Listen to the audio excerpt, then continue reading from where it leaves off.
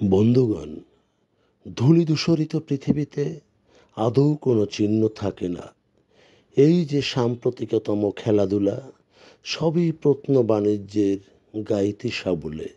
হয়তো পাবে কি পাবে না।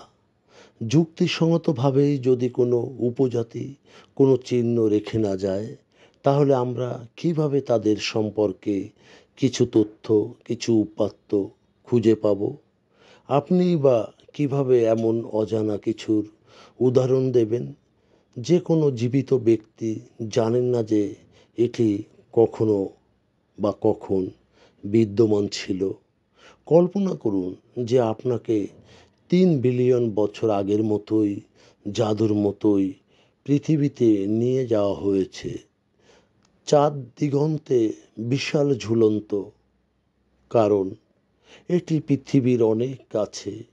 পৃথিবী আজকের চেয়ে অনেক দ্রুত ঘূর্ণায়মান। প্রতিটি দিন 10 ঘন্টার বেশি দীর্ঘ নয়।